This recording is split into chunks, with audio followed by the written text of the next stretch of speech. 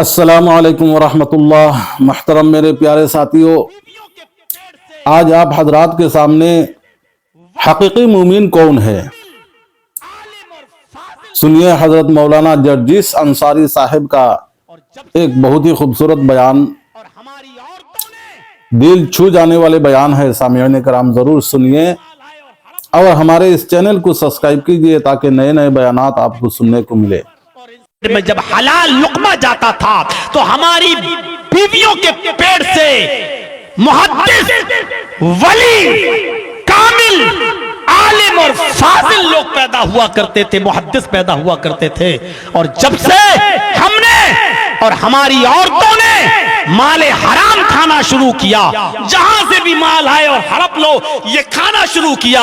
मेरे भाइयों, टिकटॉक पर और इंस्टाग्राम पे डांस करने वाली बेगैरत, बेहया लड़कियां और बेहूदे लड़के आज हमारे माओ और बहनों की कोख से पैदा हो रहे हैं। डांसर पैदा हो रहे हैं, नचड़िए पैदा हो रहे हैं, नशड़िए पैदा हो रहे हैं, और ये सब माले हराम के खाने की वजह से हो रहा है। अल्हम्दुलिल्लाह।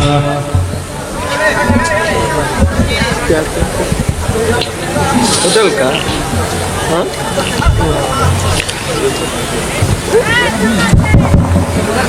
होटल का फीस जो है 60-70 रुपया कर दिया गया, 60 रुपया करके।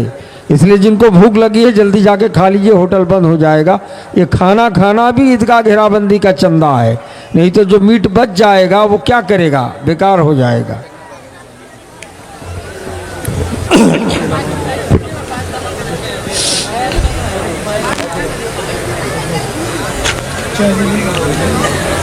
अल्हम्दुलिल्लाहि नहमदुहु व नस्तईनुहु व नस्तगफिरुह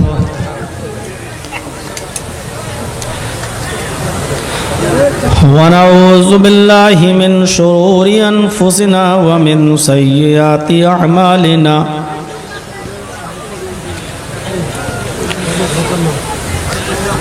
मन यहदिहिल्लाहु फला मुज़िल्ल लहु व मन युज़लिल्हु फला हादिय लहु।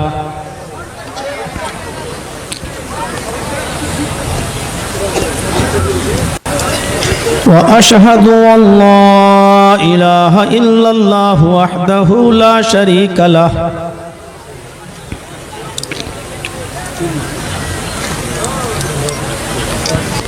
व अशहदु अन्न मुहम्मदन अब्दुहु व रसूलुहु।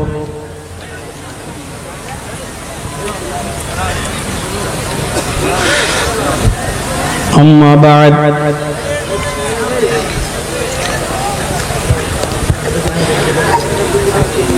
फ़इन्न खैरल हदीस किताबुल्लाह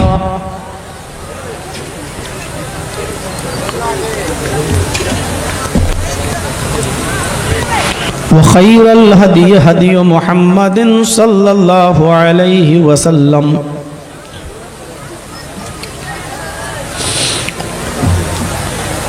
व शर्रिल उमूरि मुहदसातुहा व कुल्लु मुहदसतिन बिदअह व कुल्लु बिदअतिन ज़लालह व कुल्लु ज़लालतिन फिन्नार।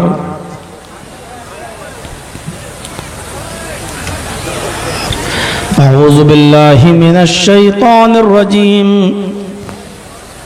बिस्मिल्लाहिर रहमानिर रहीम।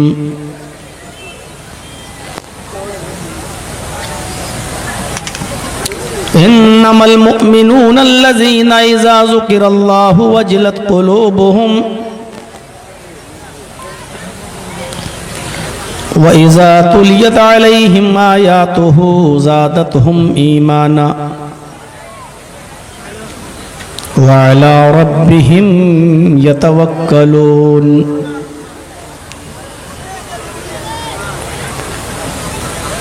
रब्बि इश्रह ली सदरी व यस्सिर ली अमरी वहलुल उक़दतम मिन लिसानी यफ़क़हू क़ौली।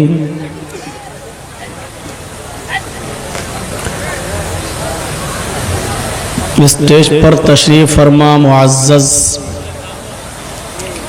मुअक्कर उलमाए किराम,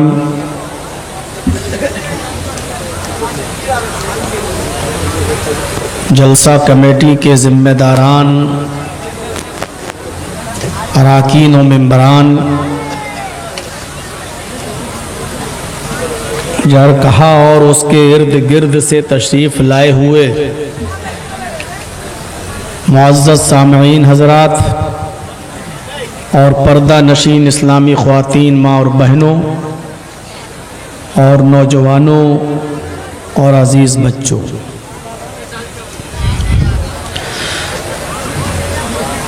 काफ़ी रात गुज़र चुकी है और 2 बजे तक आपने बहुत से उलमा को सुना है। और मैं समझता हूँ कि अब तक मेरे जितने जलसे हुए बिहार में और सीमांचल के इलाके में, आज मैंने सबसे ज़्यादा मौलवियों की लिस्ट देखी है। इतने मौलवी मैंने किसी और जलसे में मुझे नज़र नहीं आए। मैंने सुना है कि अभी मेरे बाद भी कोई और एक मुकर्रिर बाकी हैं, वो बाद में बोलेंगे। यानी इतने ज़्यादा और इतने कसीर तादाद में उलमा को मदऊ किया है आपकी कमेटी ने कि अभी तक रात के 2 बजे तक मामला सिमटा नहीं है। और मुझे ये बताया गया था कि आप सो जाइए, आपको लास्ट में फजर के वक्त बुलाया जाएगा। लेकिन बाद में मैं अनाउंसमेंट सुन रहा हूँ, वहाँ पर मौलाना तौहीद साहब कह रहे हैं कि जर्जी साहब को जल्दी लेके आइए और मौलाना सिराज साहब की तकरीर अब उनके बाद में रखी जाएगी। बहरहाल आप लोगों की कमेटी है, आपने कितने लोगों को बुलाया है ये आप बेहतर समझते हैं। आपने सबको सुना, गौर से सुना और अब भी सुनने के लिए बैठे हैं। हम अल्लाह से दुआ करते हैं कि इलाहुल आलमीन हम कहने वालों को भी और सुनने वालों को भी अमल की पूरी पूरी तौफीक अता फरमा। आपने तकरीर भी सुनी और ताउन भी फरमाया। ईदगाह है कब्रस्तान, ईदगाह की घेराबंदी के लिए हम दुआ करते हैं अल्लाह ताला से कि इलाहुल आलमीन आपके इस ताउन को कबूल फरमाए। और मज़ीद जब मैं अपने प्रोग्राम को ख़त्म करूं तो मेरे हाथ पर भी कब्रस्तान की घेराबंदी के लिए मुझे उम्मीद है कि आप मुझे भी निराश नहीं करेंगे। ईदगाह की घेराबंदी के लिए आप मुझे भी निराश नहीं करेंगे और मेरे हाथ पर भी इंशाअल्लाह ताउन देंगे। अल्लाह ताला से मैं दुआ करता हूँ आपको इसका पूरा पूरा अजर अज़ीम अता फरमाए। देखिए, इस दुनिया में हमें अल्लाह ने अपनी इबादत के लिए पैदा किया है। सबसे बड़ी कामयाबी ये है और हमारी कोशिश ये होनी चाहिए कि हम सच्चे मुसलमान बन जाएं। मुसलमान तो यहाँ जितने बैठे हैं वो सब अपने आप को कहेंगे। किसी को भी खड़ा करके पूछो तो यही कहेगा कि मैं मुसलमान हूं, मैं मोमिन हूं। लेकिन कुरान हमसे कौन सा ईमान तलब करता है? और जो कुरान की आयतें अभी हमने आपके सामने पढ़ी हैं, इन आयात के अंदर अल्लाह रब्बुल आलमीन ने हमें मोमिन होने के लिए कौन से हमारे अंदर सिफतें पैदा करने के लिए कहा है और क्या ये सिफतें हमारे अंदर पाई जाती हैं? क्या हम ऐसा करते हैं? अगर ये सिफतें हमारे अंदर हैं तब तो हम सच्चे मोमिन हैं, और अगर नहीं हैं तो सिर्फ नाम में हम मोमिन हैं, मुसलमान हैं। गोश्त खाने के एतबार से हम मुसलमान हैं, लेकिन अल्लाह रब्बुल आलमीन के रजिस्टर में हमारी एंट्री नहीं है। हम गौर करें। मोमिनीन का पहला वस्फ यह बताया है, हकीकी मोमिन, सच्चा मोमिन कौन है? इन्नमल मुमिनून अल्लज़ीना इज़ा ज़ुकिरल्लाहु वजिलत क़ुलूबुहुम, यह पहला वस्फ है। और दूसरा वस्फ क्या है? व इज़ा तुलियत अलैहिम आयातुहु ज़ादतहुम ईमाना, यह दूसरा वस्फ है। और तीसरा वस्फ है व अला रब्बिहिम यतवक्कलून। और चौथा वस्फ है अल्लज़ीना युक़ीमूनस्सलाता। और पांचवा व मिम्मा रज़क़नाहुम युनफ़िक़ून। इन 5 औसाफ को बयान करने के बाद अल्लाह रब्बुल आलमीन ने फरमाया उलाइका हुमुल मुमिनून हक़्क़न, यही हकीकी मोमिन है, यही सच्चे मुसलमान हैं। इसका मतलब यह है कि जिनके अंदर ये खूबियां नहीं पाई जाती हैं वो पक्के सच्चे मोमिन नहीं है। इज़ा ज़ुकिरल्लाहु वजिलत क़ुलूबुहुम, मोमिन का पहला वस्फ यह है कि जब उसके सामने अल्लाह का नाम आता है, मोमिन की पहली सिफत यह है कि जब उसके सामने अल्लाह के नाम का जिक्र होता है, जब उसके सामने अल्लाह के नाम का तज़किरा होता है, जब उसके सामने अल्लाह का नाम लिया जाता है, वजिलत क़ुलूबुहुम, तो उसका दिल कांपने लगता है, थर्राने लगता है। अल्लाह का नाम सुनकर कितने लोगों के दिल कपकपाते हैं डर से, अल्लाह के खौफ से। हम और आप नजरें डालें, कितने मुसलमान ऐसे हैं जो यहां बैठे हैं कि चाय की होटलों पे जब बैठे होते हैं और आजान की आवाज जब आती है अल्लाहु अकबर अल्लाहु अकबर, तो फौरन वो मस्जिद की तरफ भागते हैं, उनके दिल कांपने लगते हैं। यहां बैठे हुए कितने मुसलमान ऐसे हैं कि जब उनके सामने अल्लाह का नाम लिया जाए तो उनके दिल लरस जाएं, उनके दिल कांप जाएं। बुखारी की एक हदीस है,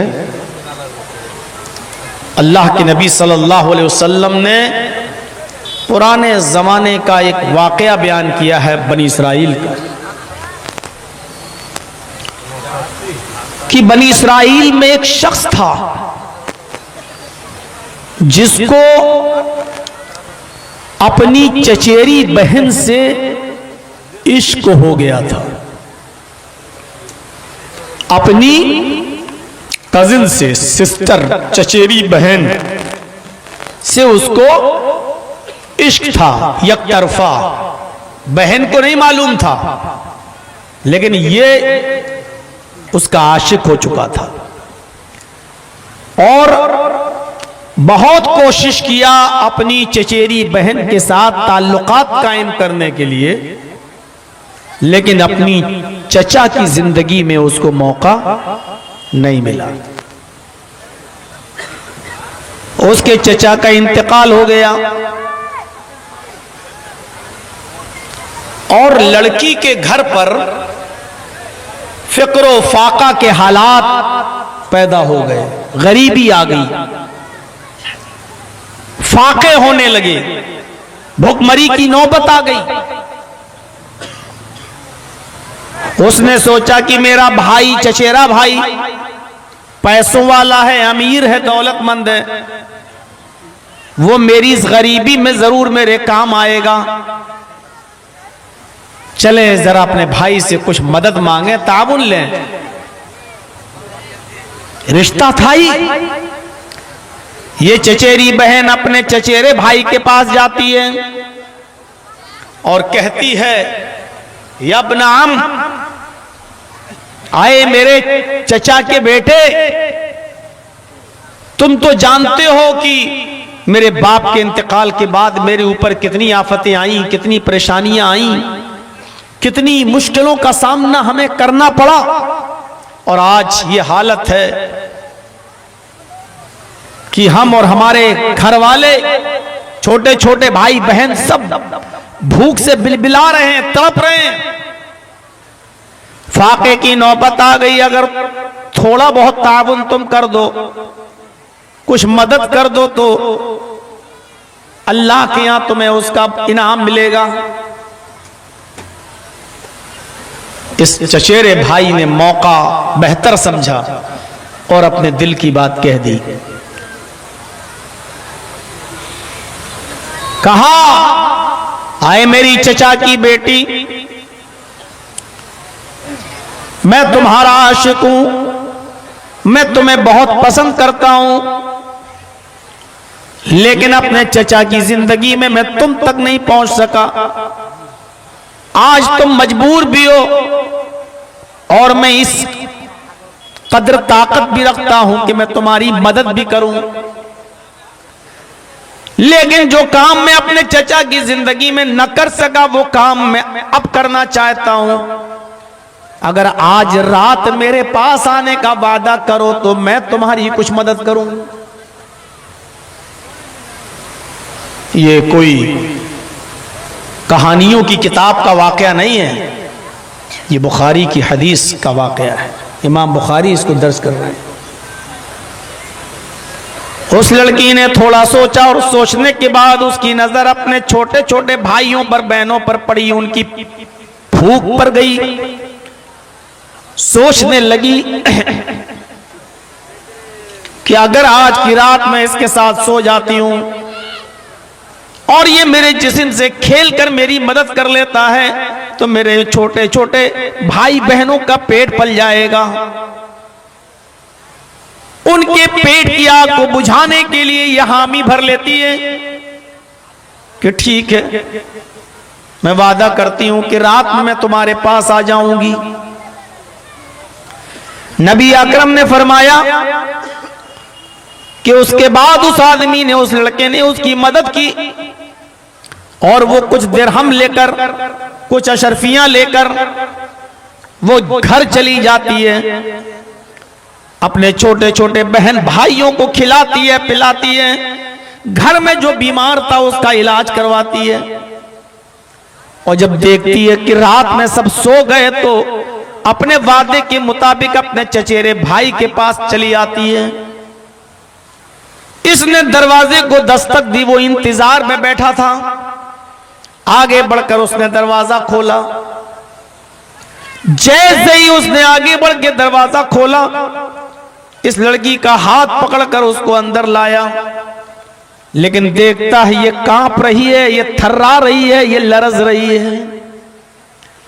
कहने लगा, आए मेरी चचा की बेटी, तुम इतनी लरज रही हो, कांप रही हो, थर्रा रही हो, इतना डर रही हो, अगर इस तरह कांपोगी, डरोगी, थर्राओगी तो फिर मेरा साथ कैसे दोगी? चलो आओ, हम एक लंबी मुद्दत से तुम्हारे मुश्ताक थे, एक लंबी मुद्दत से तुम्हारा इंतजार में थे, आज मौका मिला है।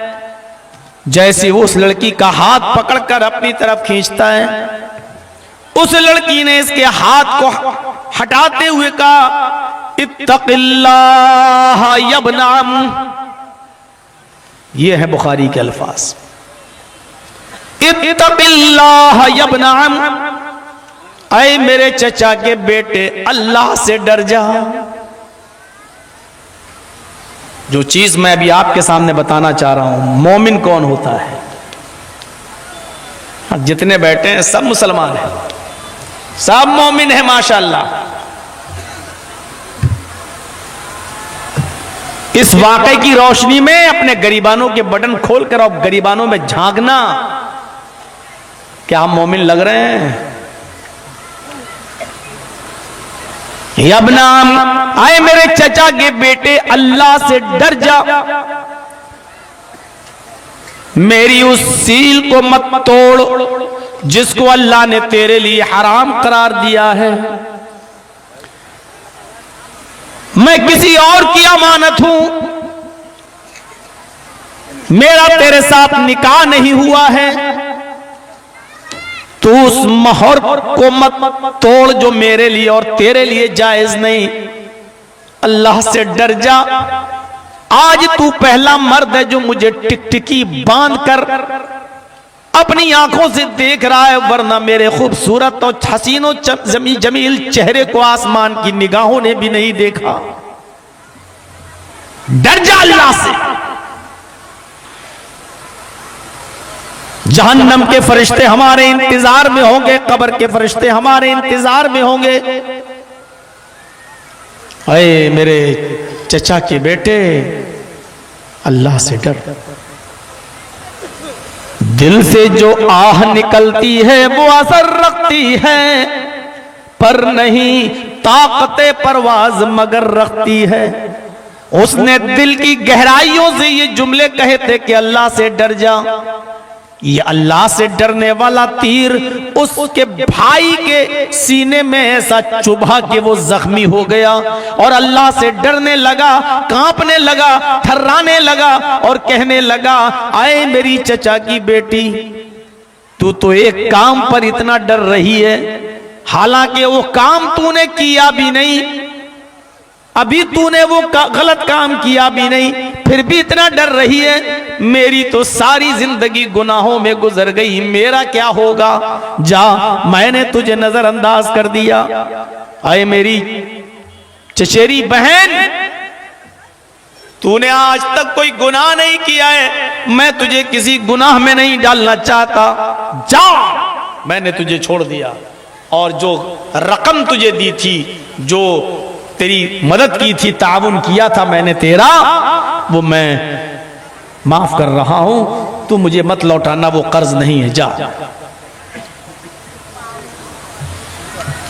जब वो जाने लगी तो इसका चचेरा भाई कहता है, क्या है मेरी बहन, कल कयामत के दिन जब अल्लाह के यहां मेरा हिसाब किताब लिया जाए और मुझे जहन्नम में डाला जाए क्योंकि मैं गुनाहगार हूं, तो उस वक्त तू अल्लाह की अदालत में खड़ी होकर इतना कह देना कि आए अल्लाह, जब मैंने तेरा नाम अपने भाई के सामने लिया, इत्तक़िल्लाह यब्नाम, जब मैंने ये कहा कि अल्लाह से डर जा, तेरा नाम लिया तो ये डर गया, ये कांप गया, ये थर्रा गया, ये लरस गया और तेरे खौफ से इसने मेरे करीब आने का इरादा तर्क कर दिया और मुझे छोड़ दिया।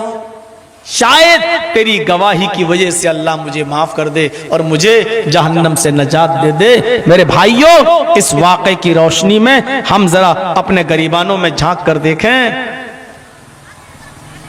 हम भी मुसलमान हैं, हम भी अपने आप को मोमिन कहते हैं और ये हमारा ईमान है कि जलसों में आने के बाद भी अपनी अपनी गर्लफ्रेंडों से मोबाइल पर बात करना बंद नहीं हुई है। ये हमारा भी ईमान है।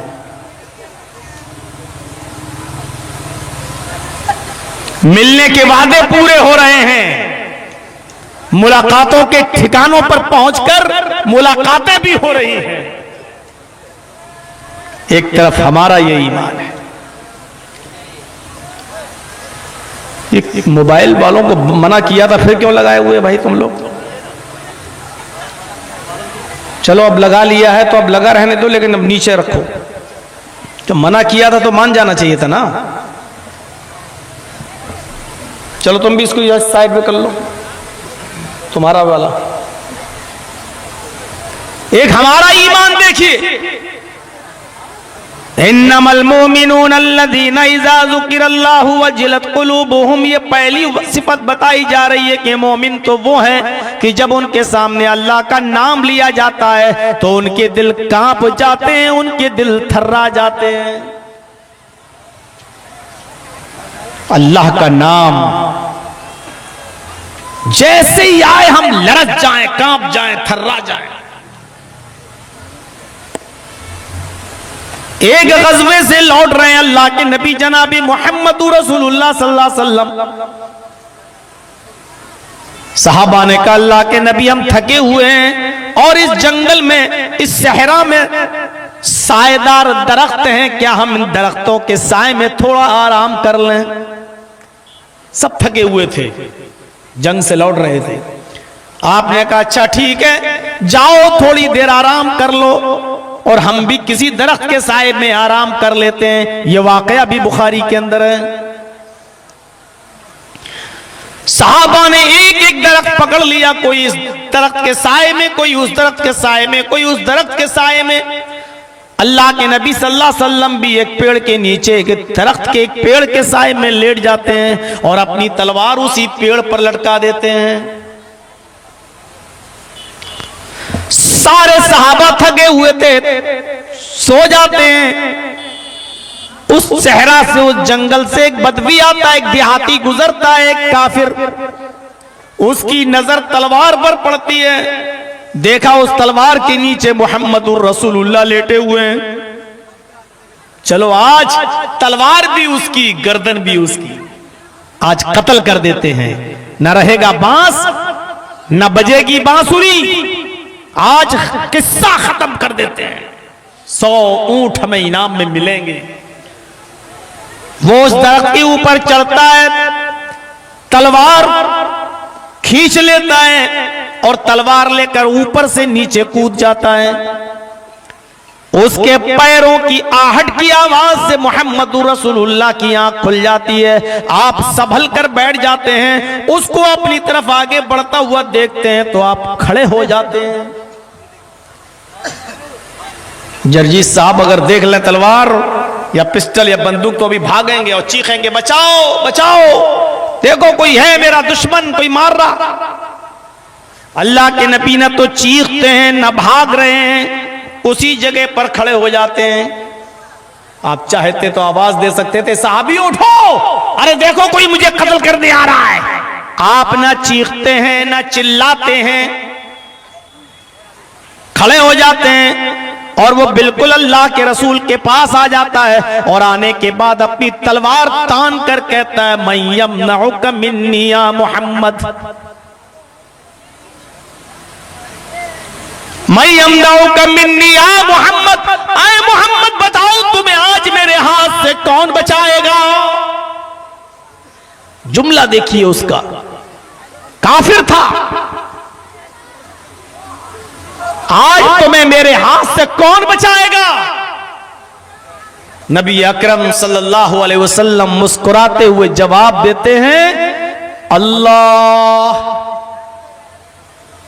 क्या नाम लिया? अल्लाह। इन्नमल मोमिनून अल्लज़ीना इज़ा ज़ुकिरल्लाहु वजिलत क़ुलूबुहुम। अल्लाह सिफत तो मोमिनों की बता रहा है कि मोमिन की सिफत यह है कि अल्लाह का नाम सुनकर उसका दिल कांप जाता है, लेकिन यहां तो काफिर है। लेकिन काफिर होने के बावजूद वो अल्लाह की ताकत को, अल्लाह की कुदरत को और अल्लाह के पावर को जानता था। कांप गया, थर्रा गया, लरस गया, कपकपी तारी हो गई और उसके हाथ से तलवार छूटकर जमीन पर गिर गई। ये है अल्लाह के नाम की हैबत, रौब, दबदबा जो आज हम मुसलमानों के दिलों से निकल चुका है, उस जमाने के काफिरों के दिलों से भी नहीं निकला था।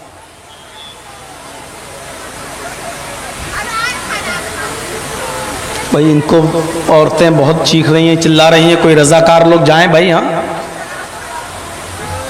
इतना करीब इनका इंतजाम किसने कर दिया भाई? जलसे में इतना नजदीक थोड़ी करना चाहिए औरतों को। ये तो साड़ी और चप्पल दिखाने आती हैं, जलसा सुनने थोड़ी आती हैं।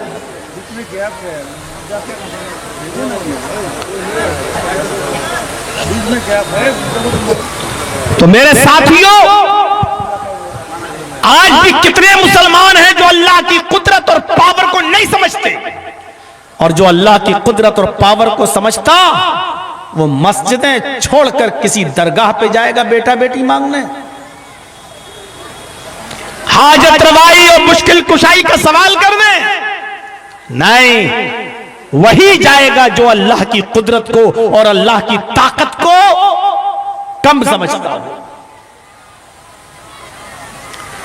उसके हाथ से जैसे ही तलवार छूटी, अल्लाह के नबी ने वो तलवार पकड़ ली, उठा ली।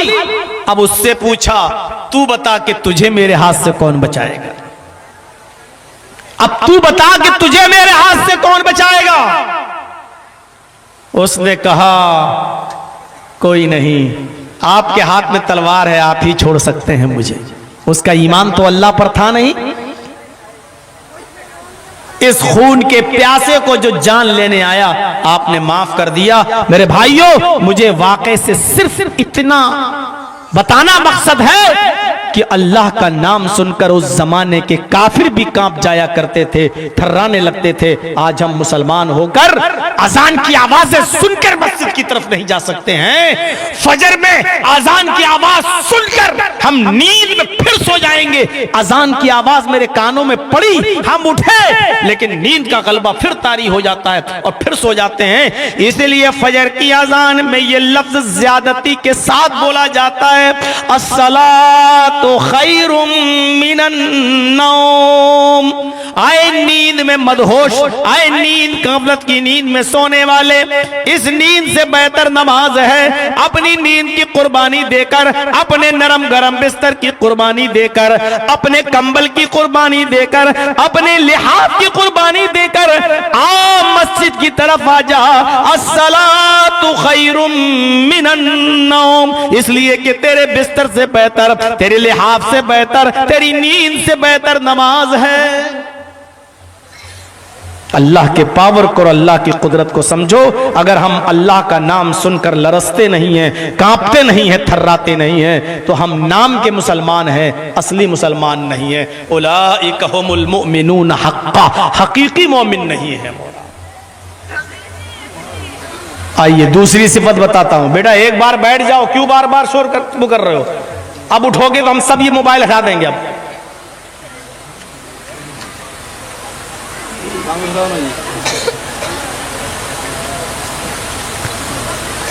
चूंकि हमें और भी सिफत बताना है, इसलिए एक सिफत खत्म। आइए दूसरी सिफत पर चलते हैं।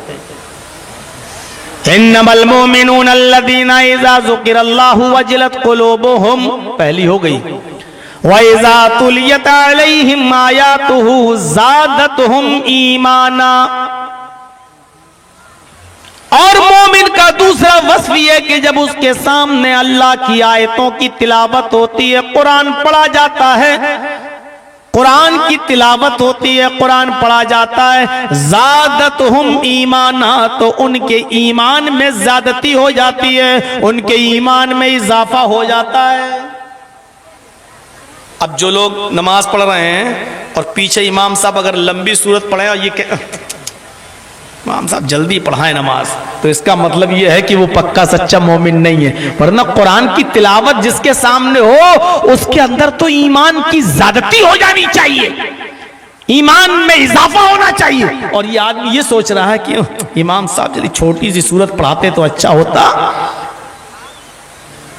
उस इमाम तो कहते और है छोटी छोटी पढ़ाना सूरत। और तरावियों में हम इसलिए मस्जिद में नहीं जा पाते रमजान के महीने में कि लंबा लंबा कुरान कौन सुनेगा, पारे कौन सुनेगा, लंबी लंबी किरत कौन सुनेगा, इसलिए आज हम मस्जिदों में नहीं जाते। ये ईमान की कमजोरी की अलामत है मेरे भाइयों। वरना मोमिन का वस्फ तो यह है कि जब उसके सामने कुरान की तिलावत की जाती है तो उस तिलावत को सुनकर उसके ईमान में इजाफा हो जाता है, ईमान में ज्यादती हो जाती है।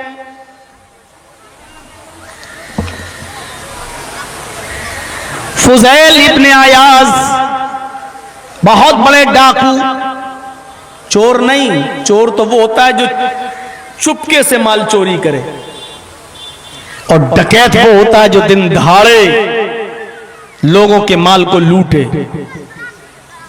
फुज़ैल इब्ने अयाज बहुत बड़े डाकू थे, बहुत बड़े डाकू। और सुनिए मेरे प्यारे साथियों, फुज़ैल इब्ने अयाज का मंजर क्या था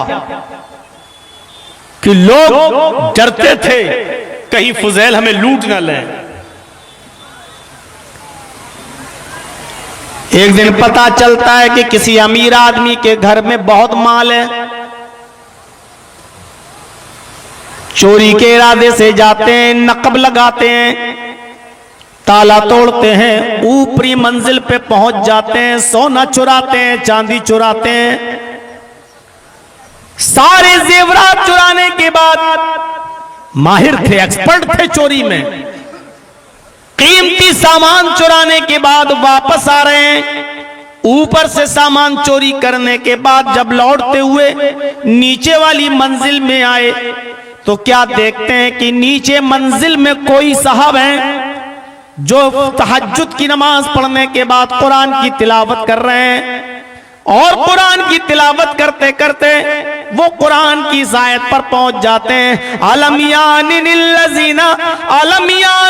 लजीना मनु अन तख्शा कुलूबुहुम लिज़िक्रिल्लाह। क्या मुसलमानों के लिए, क्या मोमिनों के लिए अभी वो वक्त नहीं आया कि अल्लाह का जिक्र सुनकर, कुरान की आयतें सुनकर उनका अलम यानिल लजीना मनु अन तख्शा कुलूबुहुम, कि उनका दिल खौफज़दा हो जाए, उनका दिल कांप जाए।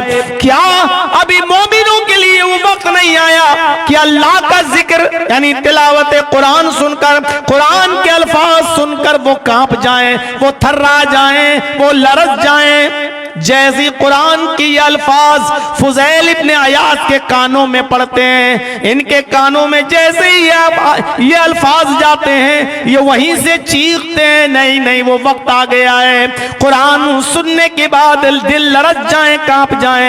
इन्होंने चोरी किया हुआ सामान सब वापस कर दिया और लौट आए और अल्लाह से पक्की सच्ची तौबा कर ली। फिर तौबा करने के बाद इतने बड़े अल्लाह के वली बने कि 5वीं सदी के वलीउल्लाह में इनका शुमार होने लगा, अल्लाह के नेक बंदों में इनका शुमार होने लगा। फुज़ैल इब्ने अयाज का ये वाकया मेरे भाइयों हमें एक नसीहत देता है, हमें ये सिखाता है कि कुरान की सुनने से हमारे ईमान में ज्यादती हो जाती है, हमारे ईमान में इजाफा हो जाता है।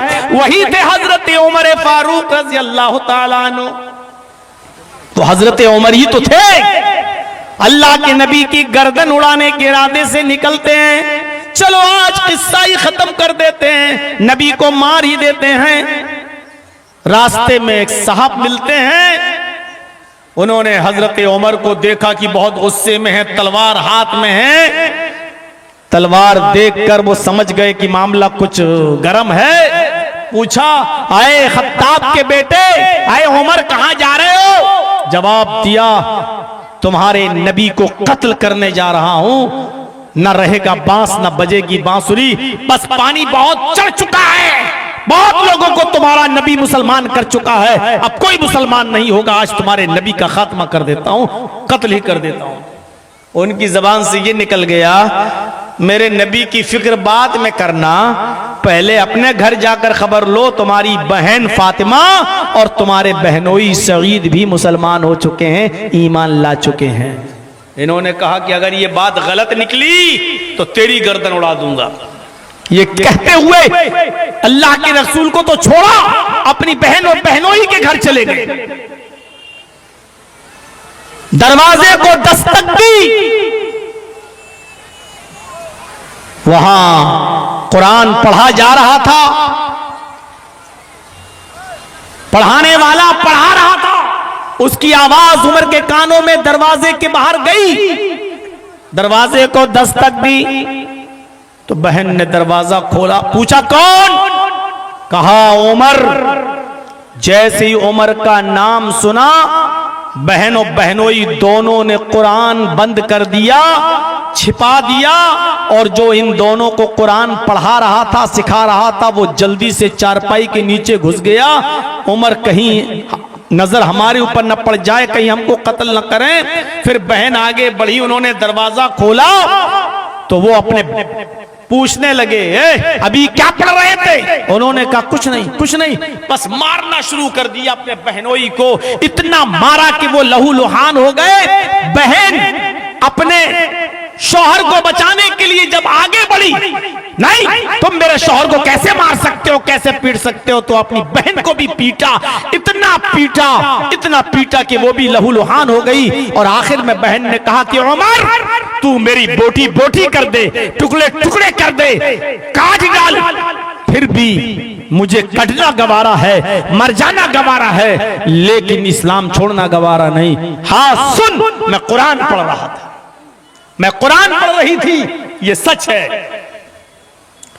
हजरत उमर सोचने लगे कि आखिर ये कौन सी किताब है जिसने मेरी बहन को इतना बेबाक बना दिया है, जो कभी मेरा नाम तक नहीं लेती थी, भाई भाई कहती थी, लेकिन आज उसने भाई का रिश्ता भी खत्म कर दिया और कहने लगी कि उमर तू मेरे टुकड़े टुकड़े कर दे, फिर भी इस्लाम नहीं छोड़ेंगे। कौन सी किताब ये पढ़ रही थी जिसने इसको इतना मजबूत बना दिया? कहने लगा अच्छा ठीक है, लाओ जरा देखें मैं भी क्या पढ़ रही थी, जरा मुझे भी बताओ, लाओ जरा। बहन ने कहा कि तुम अभी नापाक हो, जाओ पहले गुस्ल करके आओ। एक हदीस में आता है कि हजरत उमर ने गुस्ल किया, और एक रिवायत में आता है कि उन्होंने कहा जाओ पहले वुजू बना के आओ। हजरत उमर वुजू बना के आए, फिर बहन ने उनके हाथ में कुरान दे दिया, लो ये मैं पढ़ रही थी, पढ़ के बताओ क्या पढ़ रही थी। बताया जाने लगा कि कुरान की आयत पढ़ रहे थे, सब्बह लिल्लाहि मा फिस समावाति व मा फिल अर्ज़ व हुवल अज़ीज़ुल हकीम। इतना सुनना था, हजरत उमर फारूक की दिल की दुनिया बदल गई। अल्लाह ये कौन सा कलाम है, अल्लाह ये कौन सी आयतें मेरे कानों में पड़ गई हैं, अल्लाह ये कुरान की चाशनी है। मुझे इस किताब से दूर रखा जाता था, मुझे इस किताब पर ईमान लाने से रोका जाता था। हजरत उमर फारूक की दुनिया बदलती चली गई। कहने लगे बस करो बस करो, मुझे जनाब मोहम्मद रसूलुल्लाह सल्लल्लाहु अलैहि वसल्लम के पास लेकर चलो। हजरत उमर फारूक को जब जनाब मोहम्मद रसूलुल्लाह के पास लाया गया, दरवाजे को दस्तक दी गई, वहां साहबे किराम दारे अरकम में मौजूद थे, हमजा वगैरह भी मौजूद थे और लोग भी मौजूद थे। किसी ने झांक कर देखा, खबर दी, अय अल्लाह के रसूल उमर नंगी तलवार लिए अपने हाथ में दरवाजे के बाहर खड़े हैं, क्या किया जाए? हजरत हमजा ने कहा दरवाजा खोलो, अगर अच्छी नीयत से आए हैं तो ठीक, अगर बुरी नीयत से आए होंगे तो उसी की तलवार छीनकर आज उसी की गर्दन उड़ा देंगे। दरवाजा जैसे ही खोला, अल्लाह के नबी जनाब मोहम्मद रसूलुल्लाह ने उनके सीने पर उनके गरीबान को पकड़ के उनको खींच लिया और खींच कर यही कहा, अलम यान लिल्लज़ीना आमनू अन तख्शअ क़ुलूबुहुम लिज़िक्रिल्लाह। आए उमर, क्या भी वो वक्त नहीं आया कि अल्लाह का जिक्र सुनकर, अल्लाह का जिक्र यानी कुरान की आयतें सुनकर दिल पसीज जाएं, खौफज़दा हो जाएं, लरज जाएं। हजरत उमर कहते हैं, अय अल्लाह के नबी मैं आपका जूता साफ करने के लिए चला आया, मैं तो ईमान लाने के लिए चला आया, मैं तो इस्लाम कबूल करने के लिए चला आया। और ये कलमा हजरत उमर वहीं को पढ़ते जोर से, अशहदु अल्ला इलाहा इल्लल्लाह व अशहदु अन्न मुहम्मदन अब्दुहु व रसूलुहु। मैं इस बात की गवाही देता हूं कि अल्लाह के अलावा कोई माबूद नहीं और मोहम्मद अल्लाह के रसूल हैं सल्लल्लाहु अलैहि वसल्लम। सबसे पहले आज जो नारा लगता है ना, ये नारा जो चंदा वाला भी लगाता है, नारे तकबीर, ये हर जगह नारे नहीं लगाए जाते, न हर जगह लगाना जायज है, न हर जगह इसकी इजाजत है। हमें अभी जलसों के उसूल और आदाब भी नहीं मालूम है। मेरे भाइयों, सबसे पहला नारा इस्लाम की तारीख में अगर लगा था तो उस वक्त लगा था जब हजरत उमर इस्लाम लाए और जब इन्होंने कलमा पढ़ा, अशहदु अल्ला इलाहा इल्लल्लाह व अशहदु अन्न मुहम्मदन अब्दुहु व रसूलुहु, तब सबने जोर से, जितने लोग दारे अक़म में मौजूद थे, जोर से बुलंद किया अल्लाहु अकबर। ये नारा अल्लाहु अकबर की सदा उस वक्त बुलंद हुई जब हजरत उमर फारूक इस्लाम लाए। उनसे पहले भी जो लोग इस्लाम लाए नारा नहीं लगा। हजरत उमर फारूक के इस्लाम लाने के बाद नारा लगा, कहा अल्लाह के नबी ने, उमर आज तुम इस्लाम लाए हो, मुझे इतनी खुशी हुई, इतनी खुशी हुई कि आज दिल करता है कि तुम जो मांगो मैं तुम्हें दूं। बोलो क्या मांगते हो, क्या ख्वाहिश है तुम्हारी, क्या चाहते हो? कहा अल्लाह के रसूल मेरी एक ख्वाहिश है, पूरी करेंगे? कहा क्या ख्वाहिश भी क्या थी, क्या ख्वाहिश? कहा अल्लाह के रसूल अभी तक आप नमाज इस अरकम के घर में, ज़ैद इब्न अरकम के घर में आप पढ़ रहे हैं, आप यहां से निकलिए और इस कोठरी से जहां छुपकर आप नमाज पढ़ रहे हैं और आपके साहबा, यहां से निकलकर खाने काबा आइए, आप नमाज पढ़ाएं और जितने लोग आप पर ईमान ला चुके हैं 39 के करीब, ये सब आपके पीछे नमाज पढ़ें और मैं खाने काबा के दरवाजे पर तलवार लेकर खड़ा हो जाऊं और देखता हूं कि किसकी मां ने किसको कितना दूध पिलाया है जो आपको खाने काबा में नमाज पढ़ाने से रोक सके। चलिए आज खाने काबा में पहली बार खुले में नमाज होगी, आप नमाज पढ़ाएंगे, 39 आदमी आपके पीछे नमाज पढ़ेंगे और उमर दरवाजे पर खड़े होकर चौकीदारी करेगा, किसकी मां ने किसको कितना दूध पिलाया है जो आज मोहम्मद रसूलुल्लाह को नमाज पढ़ाने से रोक सके। मेरे भाइयों, ये नारा तब लगा था, हजरत उमर फारूक ने कुरान सुना, इस्लाम लाए। मेरे भाइयों, मोमिन की दूसरी सिफत यह है कि जब उसके सामने कुरान की तिलावत होती है तो उसके ईमान में ज्यादती हो जाती है। एक मर्तबा यही हजरत उमर थे, अल्लाह के नबी सल्लल्लाहु अलैहि वसल्लम का जब इंतकाल हो गया और इंतकाल की खबर जब हजरत उमर फारूक को मिली तो उन्होंने अपने हाथ में तलवार निकाल ली थी मियां से और कह दिया था, अगर किसी ने कह दिया कि मोहम्मद रसूलुल्लाह का इंतकाल हो गया मैं उसकी गर्दन उड़ा दूंगा। नबी नहीं मर सकते, नबी को मौत नहीं आती। जैसे मूसा अलैहिस्सलाम अल्लाह से मुलाकात करने गए थे, ऐसी अल्लाह के रसूल भी मुलाकात करने गए हैं, अल्लाह की कसम वो लौट के जरूर आएंगे। यह हजरत उमर ने कहा था।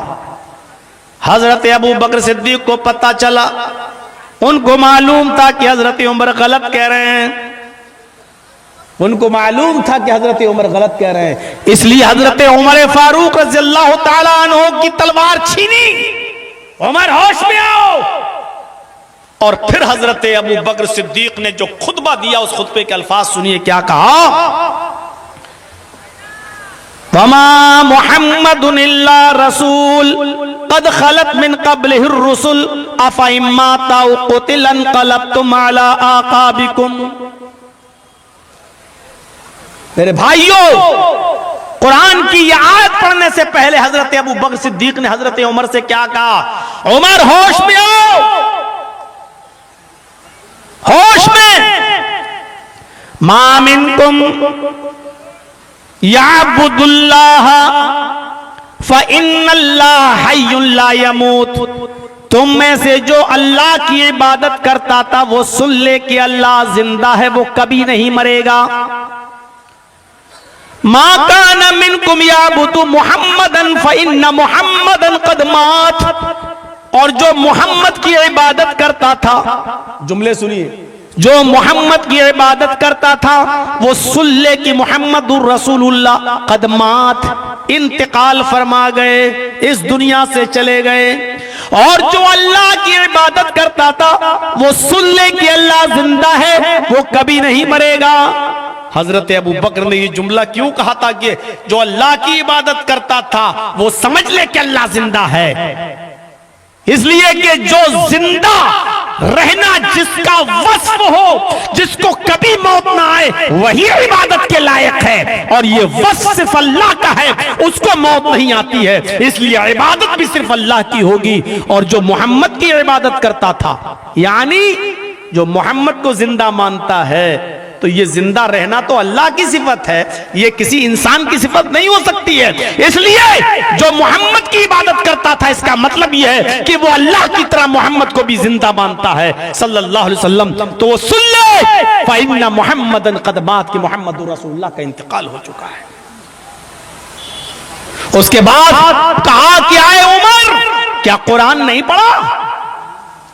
वमा मुहम्मदुन इल्ला रसूल कद खलत मिन क़ब्लिहिर रुसुल। मुहम्मदुर रसूलुल्लाह तो एक रसूल है, इनसे पहले भी बहुत से रसूल आए और चले गए। कद खलत मिन क़ब्लिहिर रुसुल अफ़ा इन माता, अगर इनका इंतकाल हो जाए मुहम्मदुर रसूलुल्लाह का, औ कुतिला या किसी जंग में कत्ल कर दिए जाएं, इनक़लबतुम अला आक़ाबिकुम, तो क्या तुम एड़ियों के बल पलट जाओगे? यानी कल अगर रसूलुल्लाह का इंतकाल हो जाए या किसी जंग में कत्ल कर दिए जाएं तो क्या तुम इस्लाम छोड़ दोगे? क्या तुम एड़ियों के बल पलट जाओगे? हजरत उमर ने जब कुरान ये सुना तो कहने लगे, बस आए अबू बकर, अब मुझे यकीन हो गया कि अल्लाह के रसूल का इंतकाल हो गया है, आप इस दुनिया से चले गए। मुझे हजरत उमर कहते हैं कि मुझे ऐसा लगा जैसे कुरान की आयतें आज ही नाजिल हो रही थी। यानी कुरान की आयतें सुनी, ईमान में ज्यादती हो गई। ये एक मुसलमान का वस्फ, एक मोमिन का वस्फ होता है कि कुरान जब उसके सामने पढ़ा जाए तो उसके ईमान में इजाफा हो जाता है। कितने मुसलमान हैं कि कुरान सुनते वक्त और पढ़ते वक्त उनके ईमान में इजाफा होता है। दो चीजें हो गई, तीसरी चीज की तरफ आइए। तीसरी चीज, इन्नमल मोमिनून अल्लज़ीना इज़ा ज़ुकिरल्लाहु वजलत क़ुलूबुहुम व इज़ा तुलियत अलैहिम आयातुहु ज़ादतहुम ईमाना व अला रब्बिहिम यतवक्कलून। और मोमिन की तीसरी सिफत क्या है? मोमिन का तीसरा वस्फ क्या है? वो सिर्फ अपने रब पर तवक्कुल करता है, वो सिर्फ अपने रब पर भरोसा करता है। मुसलमान का भरोसा तावीज पे थोड़ी होता है, मुसलमान का भरोसा गंडों पे थोड़ी होता है। मुसलमान का भरोसा और मोमिन का भरोसा कठमुल्लाओं पे थोड़ी होता है। अब क्या मौलाना साहब, फलां लड़की से मेरा दिल बहुत लग गया है, कोई ऐसा दुआ पढ़िए, तावीज दीजिए कि बस वो दौड़ती हुई मेरे पास चली आए। और ये कठमुल्ला बैठे हैं, लाओ 51 रुपए, लाओ 100 रुपए, 101 रुपए, लो बस ये काला कपड़े में लपेट कर गले में डाल देना, जैसी इस पर नजर पड़ेगी लड़की की दौड़ती हुई चली आएगी तेरे पास। जो दूसरों के लिए कुआं खोदता है ना, खुद कुएं में गिर जाता है। एक मौलाना साहब ताबीज बहुत देते थे यही मोहब्बत के। एक मर्तबा उन्हीं की लड़की के लिए कोई ताबीज लेने आ गया। मौलाना साहब ने लड़की का नाम पूछा, क्या है लिखा जाता ताबीज में? जब उसका नाम लिया कि फलां, कबाब का नाम फलां, यानी उसी का नाम ले लिया मौलवी का। तो मौलवी आग बगोला, गुस्सा, शर्म नहीं आती मेरी बेटी के लिए? कहा क्यों? दूसरों की बेटियों के लिए आप देते हो, आपकी बेटी किसी भी तो कोई मोहब्बत कर सकता है, तो क्या हुआ? जूता उठाया। जो दूसरों के लिए पसंद नहीं करते हो, अपने लिए पसंद नहीं करते, वो दूसरों के लिए पसंद क्यों कर रहे हो साहब? जब तुम किसी दूसरे को अपनी बेटी का तालीस नहीं दे सकते हो तो दूसरे को कैसे देते हो? ये बेगैरत मौलवी, ईमान का सौदा करने वाला मौलवी है, ये पाखंडी मौलवी है। और ऐसे कठमुल्लाओं से बचिए मेरे भाइयों, ये इस्लाम पर नहीं चलते।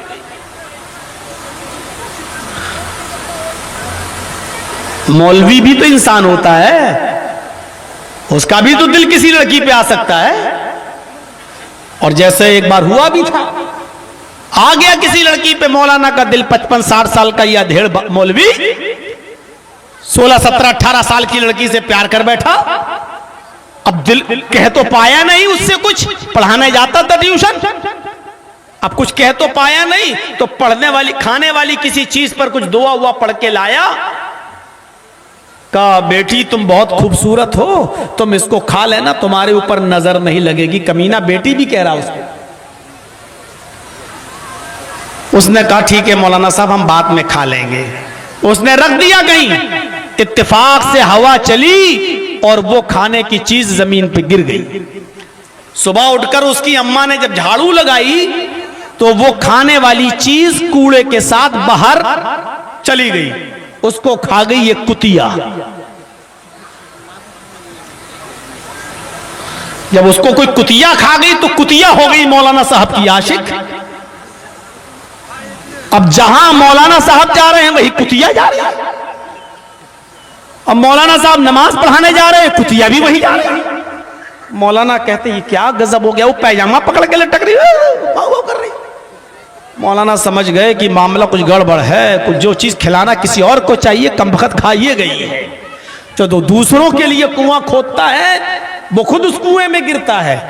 मेरे भाइयों, ऐसा कोई तावीज नहीं आता है, लिख लो, नोट कर लो। अगर कोई कहे कि फला तुम्हारा बश में हो जाएगा, फला तुम्हारा गर्विदा हो जाएगा, दौड़ता हुआ चला आएगा, ये सारी चीजें ढोंग हैं। ये जादू से तो मुमकिन है, सिफली अमल से तो मुमकिन है, लेकिन कुरान और हदीस से अगर सोचोगे तो ये नहीं। और सिफली अमल के लिए बहुत गंदा गंदा काम करना पड़ेगा। कब्रिस्तान जाइए, आप मुर्दों की हड्डियां निकाल के लाइए, अपनी लैट्रीन करके खाइए। सिफली अमल बहुत गंदा होता है। आजकल जो एक दूसरे की दुकानें बंद करवा रहे हैं, एक दूसरे के ऊपर जादू को करवा रहे हैं ना, ये सिर्फ सिफली अमल होता है। सिफली अमल गंदा, जादू टोना। और इसकी एक ही सजा है इस्लाम में, जो जादू करे और जो जादू सिखाए और जादू दिखाए, उसकी इस्लाम में एक ही सजा है कि उसकी गर्दन उड़ा दी जाए, उसको कत्ल कर दिया जाए। जादू सीखने वाले की सजा इस्लाम में गर्दन काट देना है। ये बेवकूफ मत बनिए आप, कोई ऐसा तावीज नहीं होता। मौलाना साहब घर में बरकत नहीं हो रही है, ऐसा कोई तावीज नहीं है जो आपके 100 के नोट को 1000 बना दे। ऐसा कोई तावीज नहीं है जो आपके 500 के नोट को 5000 बना दे। और अगर ऐसा कोई तावीज आ रहा होता तो मौलाना जर्जीस यूपी से चलकर आपके कटियार में तकरीर करने नहीं आता, वहीं दुआएं पढ़ता रहता और 500 का 5000 बनाता रहता। अगर ऐसा कोई तावीज होता तो कोई मौलवी आज 5000 रुपए में आपकी मस्जिद में इमामत नहीं कर रहा होता। ऐसा कोई तावीज नहीं। ऐसा कोई तावीज होता तो अल्लाह के रसूल ये नहीं कहते कि मेहनत करो, मजदूरी करो और हलाल रोजी कमाओ, और मालिकों को यह हुक्म नहीं देते कि मजदूर का पसीना सूखने से पहले उसकी मजदूरी दे दो। दुआ बता दिए होते। अगर ऐसी दुआएं होती तो आप भी अपने बच्चों को मौलवी बना रहे होते। बेटा जा मौलवी पढ़ के आ, ये दुआ सीख के आओ, घर में 500 के नोट को 5000 बना, 100 के नोट को 1000 बना। आप भी सब अपने बच्चों को मौलवी बना रहे होते। एक अमीर आदमी के घर में चोर ने चोरी कर ली, जिस पर अलमारी पे लिखा हुआ था इन्नल्लाह यर्ज़ुक़ु मन यशाउ बिगैर हिसाब। अल्लाह जिसको चाहता बगैर हिसाब के रोजी देता। चोर समझ गया इसी में रखा है सब कुछ माल। चोर आया, सोना चांदी सब चुराया। अब सोचने लगा यार कुरान की आयत तो लिखी हुई है, अब ये सुबह इसका मालिक देखेगा बेचारा तो कहेगा कि यार कहाँ है, ये तो सब चौपट हो गया, सब चोरी हो गया। तो चोर भी इतना बदमाश था, वो माल तो सब चुरा लिया और कुरान की आयत का बोर्ड हटा के दूसरी आयत लगा गया इन्नल्लाह माअस साबिरीन। अल्लाह सब्र करने वालों के साथ है। अब सुबह जब अमीर आदमी उठा, मैंने तो लिखा था इन्नल्लाह यर्ज़ुक़ु मन यशाउ बिगैर हिसाब। ए बीबी ना, अरे कुरान की करामत देख, अरे देख अपनी आप आयत बदल गई, लिखा इन्नल्लाह माअस साबिरीन। बीबी समझदार थी, कहने लगी करामत नहीं हजामत हो गई तुम्हारी। क्या बात कर रही हो? खोल के देखा तो पूरी खाली पड़ी है, सोना चांदी हीरा सब गायब। का चोर ने सही कहा, अल्लाह सब्र करने वालों के साथ है। मेरे भाइयों, अगर इन आयतों से बरकतें होने लगे तो जिस घर में कुरान रखा होता उस घर में कभी चोरी नहीं होती। इसलिए इन पाखंडियों से बचे रहना, पाखंडियों से बचे रहना। मैं ये नहीं कह रहा हूं खैर बरकत नहीं होती, खैर बरकत होती है, लेकिन उसके लिए दुआएं बताई हैं। आप रिज़्क़ की दुआ मांगिए, अल्लाहुम्मा ग़फ़िरली वरहमनी वहदनी वआफ़िनी वरज़ुक़नी। दुआ मांगिए, कौन मना कर रहा है? अल्लाह से रिज़्क़ हलाल मांगिए, मेहनत करिए, मजदूरी कीजिए। और कहा जो बंदा मेरे ऊपर कमा हक़्क़हू भरोसा कर लेता है, तवक्कुल करता है, जैसा करना चाहिए मैं उसको वैसे ही रिज़्क़ देता हूं जैसी चिड़िया अपने घोंसलों से निकलती हैं और शाम को जब वो वापस आती हैं तो उनका पेट भरा हुआ होता है। अगर तुम मेरे ऊपर भरोसा कर लोगे तो हम तुम्हें भी चिड़ियों की तरह रिज़्क़ देंगे। लेकिन चिड़िया अपने घोंसलों में नहीं बैठी रहती, चिड़िया उड़ती हैं, जंगल में जाती हैं, दाना चुगती हैं, पेट अपना भरती हैं। उनको भी घोंसलों से निकलना पड़ता है, चुगने के लिए जाना पड़ता है, जंगल जंगल डाली डाली टहनी टहनी बैठना पड़ता है, तब उनका पेट भरता है। अल्लाह ने कहा तुम ऐसे ही भरोसा मेरे ऊपर कर लो और मेहनत करो, तवक्कुल अल्लाह पर हो, तो अल्लाह तुम्हें वैसे ही रोजी देगा जैसे चिड़ियों को देता है, चिड़ियों को देता है। तवक्कुल हो तो अल्लाह की जात पर, भरोसा हो तो अल्लाह की जात पर भरोसा। मैंने कल एक वाकया सुनाया था, जी चाहता है कि आज आपको भी एक वाकये की तरफ लेके चलो। मेरे भाइयों सुनिए, बहुत दिलचस्प वाकया है। इस वाकये को आपको जाना है जा सकते हैं, लेकिन इस वाकये को जरूर सुन लीजिएगा मेरे भाइयों। इब्ने रजब हम्बली ने इस वाकये को अपनी किताब तबकाते हनाबिला के अंदर नकल किया है। एक साहब बेचारे मक्का मुअज्जिमा के अंदर काम करते थे, मक्का मुअज्जिमा के अंदर काम करते थे। गरीब आदमी था वो, मक्का में काम करता था, बहुत गरीब मुफलिस तलाश आदमी। एक दिन ये गरीब आदमी रिज़्क़ की तलाश में, मजदूरी की तलाश में निकलता है, भूखा है, फाका है, कुछ खाया पिया नहीं है। सोचता है कि चलो शायद किसी की नजर मेरे चेहरे पे पड़ जाए और मुझे मेरा चेहरा देखकर कोई मुझे खाना खिला दे, मेरे पास तो कुछ नहीं है खाने के लिए।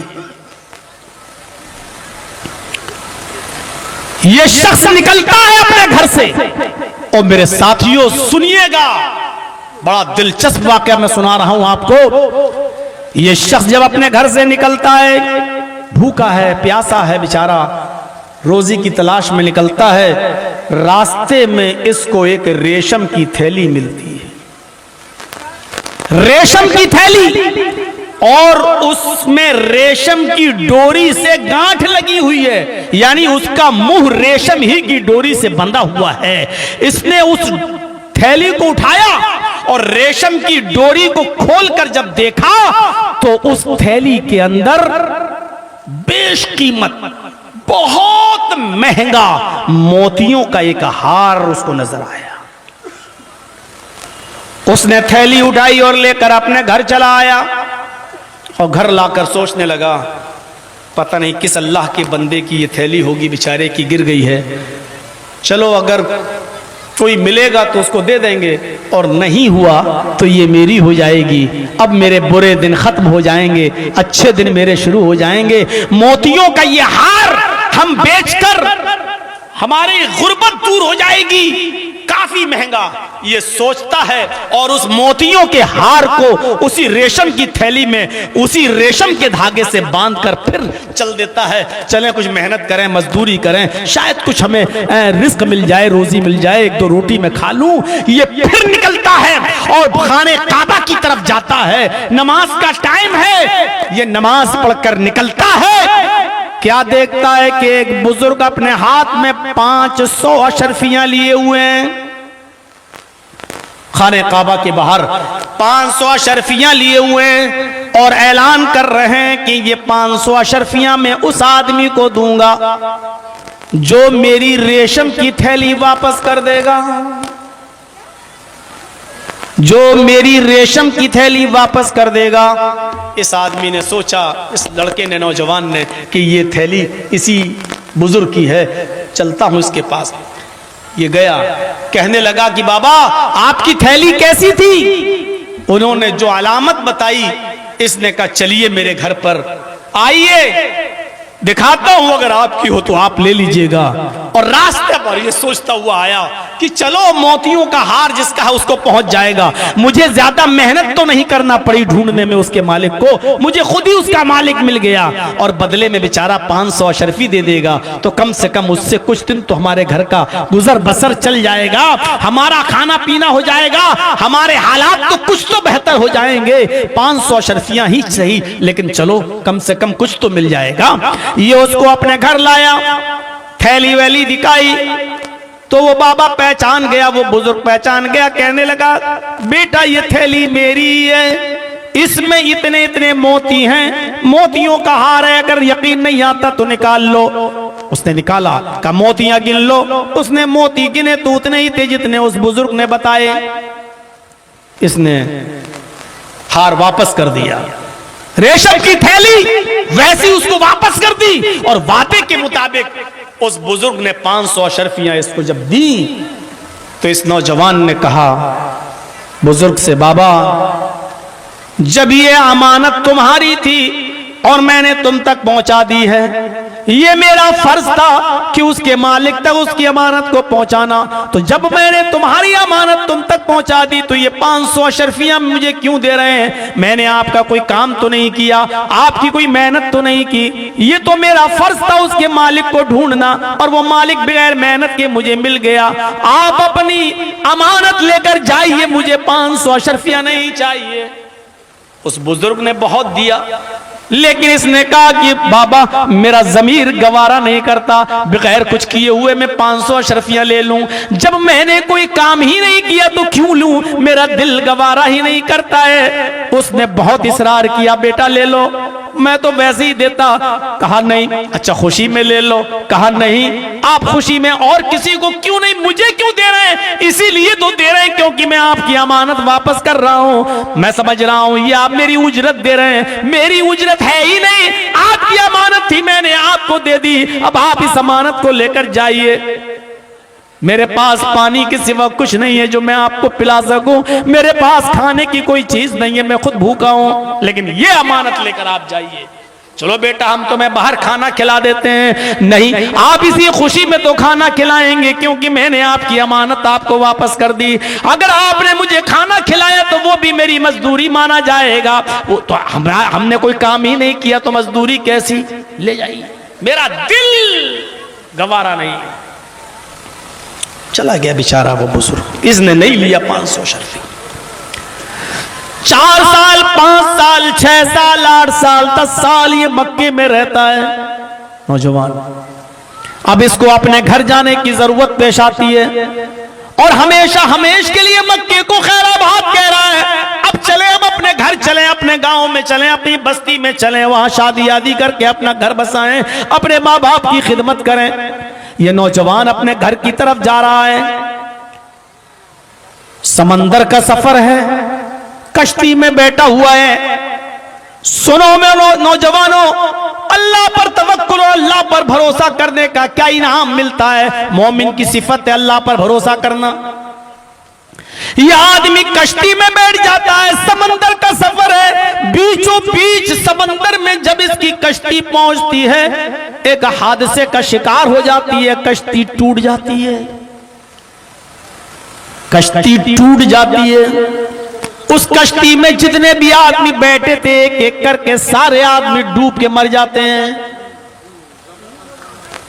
ये नौजवान जिसका नाम अबू बकर मोहम्मद इब्ने अब्दुल बाकी है, ये नौजवान जिसका नाम अबू बकर मोहम्मद इब्ने अब्दुल बाकी है, ये अपनी जबान से वाकया बयान करता है कि एक एक करके सब डूब कर मर गए, लेकिन अल्लाह ने मुझे बचा लिया।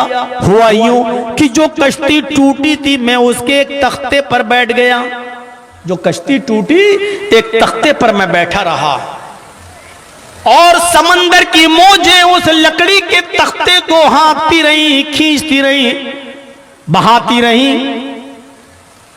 कई दिनों कई रात मैं उसी तख्ते पर बैठा रहा और समंदर की मौजें उस तख्ते को बहाती रही, यहां तक कि कुछ दिन के बाद मैं एक जजीरे पे पहुंच जाता हूं, एक टीले पे पहुंच जाता हूं। मैं टीले पे जजीरे पे पहुंचा, अभी मैं वहां रुका ही था कि मुझे आजान की आवाज सुनाई दी। तो मैंने सोच लिया कि ये बस्ती मुसलमानों की बस्ती है। मैं उस आजान की तरफ चल दिया। उस जजीरे से जब मैं चला उस आजान की तरफ, तो मैं एक बस्ती में पहुंच गया जहां वहां मस्जिद मिल गई। लोगों के साथ मैंने भी नमाज पढ़ी और नमाज पढ़ने के बाद सारे लोग अपने अपने घर में चले गए। मैं मुसाफिर था, मैं वहीं रुक गया। मुझे नहीं मालूम कि कौन सी बस्ती है और मेरा घर कहाँ है, मैं कहां से आया हुआ हूं। मुझे ये तो मालूम है, लेकिन अपने गांव अपने घर पहुंचूंगा कैसे? इतने दिन और इतनी रातों के बाद मैं इस चट्टान पर, इस टीले पर, इस जजीरे पे आया हूं। ये बस्ती कौन सी है ये भी मुझे नहीं मालूम। ये नमाज पढ़ने के बाद वहीं बैठ जाता है और कुरान की तिलावत करने लगता है। अबू बकर मोहम्मद इब्ने अब्दुल बाकी कहते हैं, जब मैं कुरान पढ़ने लगा तो गांव वालों ने, बस्ती वालों ने मुझे कुरान पढ़ते हुए देखा तो कहने लगे क्या आप कुरान पढ़ना जानते हैं? मैंने कहा जी अल्हम्दुलिल्लाह मैं कुरान पढ़ना जानता हूं। वो लोग कहने लगे कि मुझे भी कुरान पढ़ना सिखा दीजिए। हमने उनके बड़ों को, छोटों को, बच्चों को और उनके बुजुर्गों को कुरान पढ़ाना शुरू कर दिया। मेरे खाने पीने रहने का उन लोगों ने इंतजाम कर दिया।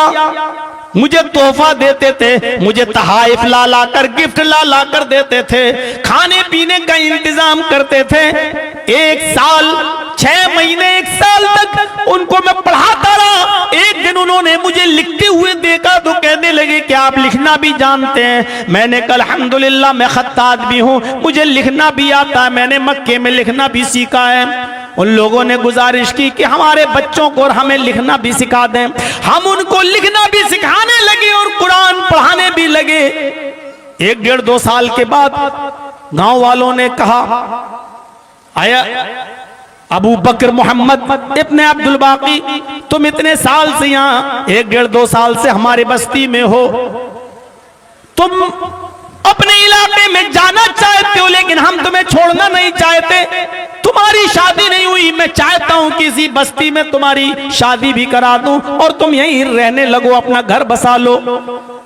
अबू बकर मोहम्मद इब्ने अब्दुल बाकी कहते हैं मैंने बहुत मना किया लेकिन वो गांव वाले न माने और कहने लगे कि मेरे इलाके में एक बहुत नेक और शरीफ लड़की है लेकिन उसका बाप इंतकाल कर चुका है, वो यतीम की बेटी है, यतीम बच्ची है।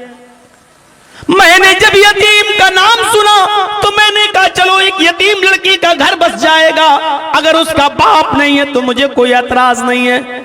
लिहाजा उस गांव वालों ने मेरी शादी उस लड़की के साथ कर दी, मुझे रहने के लिए एक घर दे दिया। जब मेरा निकाह उस लड़की के साथ हुआ और जब वो मेरे कमरे में पहुंचाई गई और जब मैं रात में अपनी बीवी के करीब गया, मैं उस लड़की के करीब हुआ तो मेरी नजर उसके गले पर पड़ी। मैंने उसके गले में मोतियों का वैसा ही हार देखा, मैंने उसके गले में मोतियों का वैसा ही हार देखा जो हार मुझे मक्का मुअज्जिमा में मिला पड़ा था और जो मैंने एक बुजुर्ग को सुपुर्द कर दिया था। मैं उस हार को छूने लगा, उसको टटोलने लगा। मेरी ये हरकत गलत समझी गई और लड़की ने, मेरी बीवी ने मुझसे कहा बड़े अजीब इंसान हो, एक बीवी तुम्हारे सामने ज़ेबो ज़ीनत करे इख्तियार किया आपके पास आई है और आप बीवी को देखने के बजाय इस हार को देख रहे हैं, आप बड़े लालची नजर आते हैं। अबू बकर मोहम्मद इब्ने अब्दुल बाकी कहते हैं नहीं मेरी बीवी मैं लालची नहीं हूं, मैं तो इस हार को देख रहा हूं जो तुम्हारे गले में है। मेरी बीवी ऐसा ही हार, बल्कि मैं कहूं तो यही हार मुझे 10 साल पहले मक्का मुकर्रमा में मिला था, मक्का मुअज्जिमा में पड़ा हुआ मिला था। मैं भूखा था, प्यासा था, इसके बावजूद मैंने इस हार को बेचा नहीं, मैंने अपने घर पे रख लिया। फिर एक बुजुर्ग ऐलान कर रहे थे, मैं 500 अशरफियां उसको दूंगा जो मेरा मोतियों का हार मुझे मेरी रेशम की थैली वापस कर देगा। मैं उनको अपने घर लाया और मैंने उनको यह हार वापस कर दिया। उन्होंने 500 अशरफियां मुझे देना चाहिए, लेकिन मैंने उनसे 500 अशरफियां नहीं ली, क्योंकि मेरे दिल ने गवारा नहीं किया। लड़की ने जब ये सुना तो जोर जोर से चीखने लगी, सुबहान अल्लाह, सुबहान अल्लाह। आए मेरे प्यारे सरताज, आए मेरे प्यारे शौहर, तुमने इस हार को सही पहचाना। ये वही हार है जो तुम्हें मक्का मुअज्जिमा में मिला था, और जिस बुजुर्ग को तुमने ये हार वापस किया था वो बुजुर्ग मेरे बाप थे, जो अभी 3-4 साल पहले इंतकाल कर गए। वो बाप मेरे थे, लेकिन जब से मक्का से वापस यहाँ आए तब से बराबर ये दुआ करते थे, आए अल्लाह, मैंने इस दुनिया में सिर्फ एक ही नौजवान ईमानदार मर्द देखा है। आए अल्लाह, किसी तरीके से इंतजाम कर दे, उस नौजवान को यहाँ पहुंचा दे, ताकि मैं अपनी बेटी का निकाह उस नौजवान से कर दूं, मैं अपनी बेटी का रिश्ता उस नौजवान से कर दूं। वो ये दुआ मांगते रहे, उनकी जिंदगी में ये दुआ पूरी नहीं हुई, लेकिन अल्लाह ताला ने तुम्हें यहाँ तक पहुंचा दिया और गांव वालों ने तुम्हारा निकाह मेरे साथ कर दिया। मेरे भाइयों, गौर कर रहे हैं आप, जरूरी नहीं कि दुआ आज मांगो आज ही पूरी हो जाए। दुआ जरूरी नहीं कि आप अभी मांगे और कल पूरी हो जाए, नहीं, मरने के बाद भी अल्लाह रब्बुल आलमीन दे सकता है। कब देना है ये अल्लाह बेहतर जानता है। मेरे भाइयों, सोचो कितना नेक आदमी था ये कितना नेक आदमी था जिसने दुआ मांगी कि अल्लाह मेरी बेटी के लिए उस नौजवान को यहां पहुंचा दे, कोई इंतजाम कर, किसी तरीके से पहुंचा दे, और मौत के कश्मकश से जिंदा रहकर इस आदमी को अल्लाह ने वहां पहुंचाया। इसके साथी सब डूब के मर गए, लेकिन अल्लाह ने उस बुजुर्ग की दुआ को कबूल करते हुए लकड़ी के तख्ते पर बिठाकर इस आदमी को वहां पहुंचाया। क्यों? इस आदमी ने अल्लाह पर तवक्कुल करके उसका हार उसको दे दिया।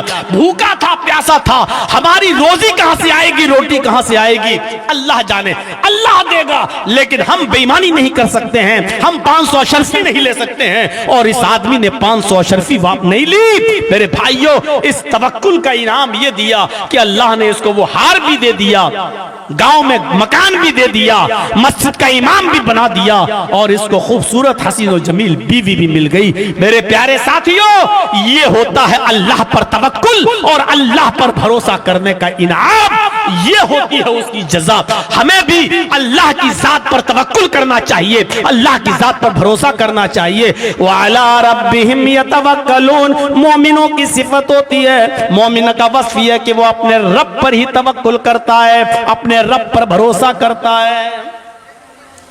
कितना भरोसा है आज हमारे रब पर हमें? अरे हमें तो अपने कारोबार पर भी अल्लाह पर भरोसा नहीं है कि अल्लाह में रिज़्क देगा। आज हर कारोबार में झूठ, दंद फंद, हेरा फेरी, कौन सा कारोबार आज हमारे पास है जो ईमानदारी के साथ आज हम चला रहे हो? और जब वाकयात सुन ही रहे हो तो नौजवानों, एक वाकया तुम्हारे सामने और रखता हूं, सुनिए। हजरत मुबारक का वाकया मैं आपके सामने रखने जा रहा हूं। हजरत मुबारक भी बहुत गरीब थे, ये भी मजदूरी की तलाश में निकले कि कोई हमें मजदूरी पर रख ले। क्या देखते हैं कि एक रईस और एक अमीर आदमी कहता है, मेरे बाग में काम करोगे, मेरे बाग में काम करोगे? इन्होंने कहा करेंगे, रोजाना पानी मारना है और मेरे आम के पेड़ों की देखरेख करना है। इन्होंने कहा करेंगे।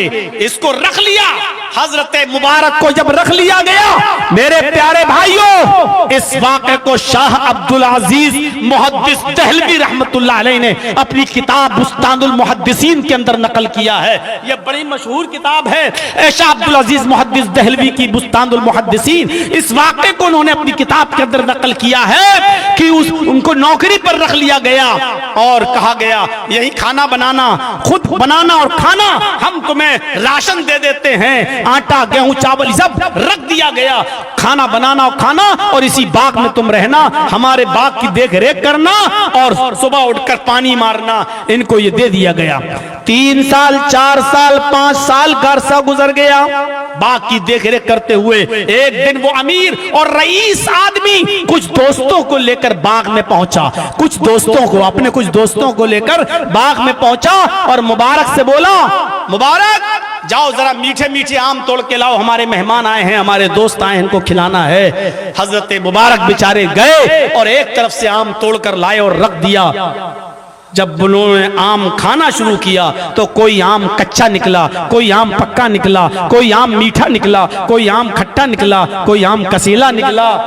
मुबारक को डांटा उस अमीर आदमी ने, तुम्हें शर्म नहीं आती, मेरी इंसल्ट करा रहे हो? मैंने तुमसे कहा था कि मीठे मीठे आम लेकर आओ और तुम एक तरफ से सारे आम उठाकर ले आए हो, खट्टे मीठे कसीले हर तरीके के।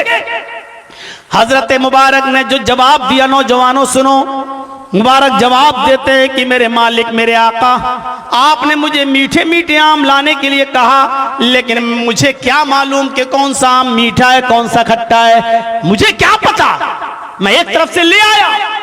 कहा तुम इतने सालों से मेरे बाग में काम कर रहे हो, 5 सालों से, तुम्हें अभी तक ये नहीं मालूम कि कौन सा आम मीठा है कौन सा खट्टा है कौन सा कसीला है?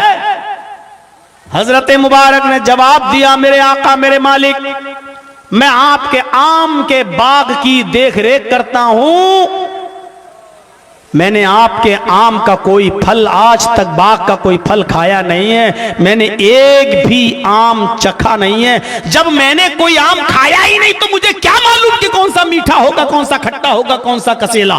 कहा 5 साल से तुमने मेरे इस बाग में कोई आम नहीं खाया? कहा नहीं, अल्लाह की कसम खाकर कहता हूं कि मुझे आज तक आपके फल का, पेड़ का गिरा हुआ आम भी मैंने आपके घर पे पहुंचा दिया। आपने मुझे देख रेख की इजाजत दी थी, खाने की इजाजत कहां दी थी, इसलिए मैंने आपके बाग का कोई फल नहीं खाया। अश कर गया मालिक, है ऐसा अमानतदार और ऐसा ईमानदार आदमी।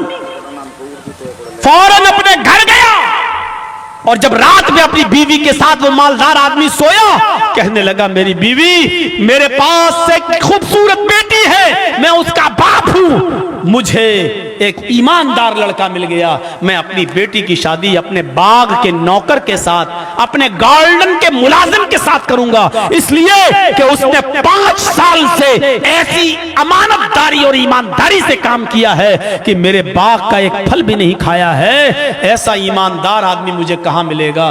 बीवी ने कहा, जो आपका दिल कहे वो करिए, मैं भी तैयार हूं, मैं भी खुश हूं, आप उस नेक आदमी से मेरी बेटी की शादी कर दीजिए। सुबह हुआ, मुबारक से पूछा गया, हजरत मुबारक ने भी इनकार नहीं किया, अगर आपको एतराज नहीं तो मुझे भी कोई एतराज नहीं, और निकाह हो गया। उस अमीर आदमी ने अपनी खूबसूरत बेटी का निकाह हजरत मुबारक से कर दिया और वो बाग भी बतौर गिफ्ट दे दिया। जाओ आए मुबारक, अब इस बाग के मालिक आप हो, मैंने ये बाग भी तुम्हें गिफ्ट के तौर पर दे दिया। मेरे भाइयों, ये हजरत मुबारक वही हैं, वही हजरत मुबारक हैं जो मुलाजिम थे, जो नौकरी की तलाश में निकले थे, जो गरीब थे, जिनके घर में खाने पीने को कुछ नहीं था। अमानतदार होने की वजह से उस अमीर आदमी ने अपनी बेटी का निकाह इनके साथ कर दिया। और जब उस बीवी से मिले, उस अमीर की लड़की के साथ इनकी हमबिस्तरी हुई, जब इन्होंने शबे ज़ुफ़ाफ़ बनाई, तो अल्लाह ताला ने हजरत मुबारक और उस अमीर की बेटी के ताल्लुक से एक लड़का इनको दिया।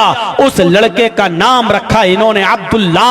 वही अब्दुल्ला आगे चलकर दुनिया के बड़े बड़े मुहद्दिसीन में उनका शुमार होने लगा और वो अब्दुल्ला इब्न मुबारक के नाम से मशहूर हुए। अब्दुल्ला इब्न मुबारक के नाम से मशहूर हुए और दुनिया के बड़े मुहद्दिसीन में उनका शुमार हुआ। इतने बड़े मुहद्दिस बने कि दुनिया के बड़े मुहद्दिसीन में उनका शुमार हुआ। जब हम हलाल रोजी खाते थे, हराम की तरफ हम नजर नहीं डालते थे, जब हमारे पेट में और हमारी बीवियों के पेट में जब हलाल लुक़मा जाता था, तो हमारी बीवियों के पेट से मुहद्दिस, वली, कामिल, आलिम और फाजिल लोग पैदा हुआ करते थे, मुहद्दिस पैदा हुआ करते थे।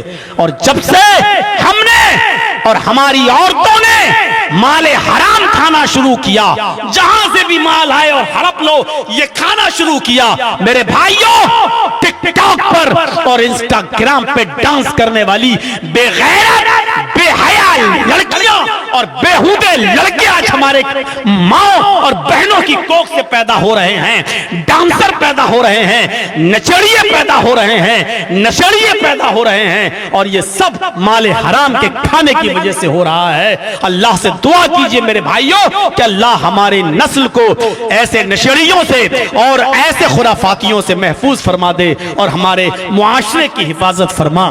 मेरे भाइयों, 1.5 घंटे के इस प्रोग्राम के बाद काफी है मेरे भाइयों। देखिए, हम किसी को नाम लेकर तो नहीं बुलाएंगे, ये आप बुलाइए, और ये जो तरीका हम जायज नहीं समझते वो हम करते भी नहीं है। इसलिए हाँ, चंदा हम कर लेंगे, ये ईदगाह की घेराबंदी का है। आप लोगों से गुजारिश है कि हमसे मोहब्बत करते हैं, बराबर बुलाते हैं, हर साल बुलाते हैं, तो मेरे हाथ पर भी आप इस ईदगाह के लिए ताउन करते जाइए। इंशाअल्लाह आपका ताउन आपको पूरा पूरा अल्लाह तबारक व तआला की अदालत से अजर अजीम का मुस्तहिक बनाएगा। तो ये दुआ करते हैं अल्लाह ताला से कि अल्लाह हमें अल्लाह का नाम आते ही हमें कांपने वाला बना दे, कुरान की आयतें सुनने के बाद हमारे ईमान में ज्यादती हो जाए और हमें रब पर तवक्कुल और भरोसा करने वाला बना दे। बारे इलाह, जब तक तू हमें जिंदा रख, इस्लाम पर जिंदा रखना, जब हमारा खात्मा हो तो ईमान पर हमारा खात्मा फरमाना। वमा अलैना इल्लल बलागुल मुबीन व आखिरु दअवाना अनिल हम्दुलिल्लाहि रब्बिल आलमीन। अस्सलामु अलैकुम व रहमतुल्लाहि व बरकातुहू। मैं बैठ रहा हूँ यहाँ 5 मिनट 10 मिनट। आप लोग गुजारिश है कि आप हमारे हाथ में दें और मुझे खुशी होगी, मुझे लगेगा कि आज भी आप हमसे मोहब्बत करते हैं। 1999 से 2000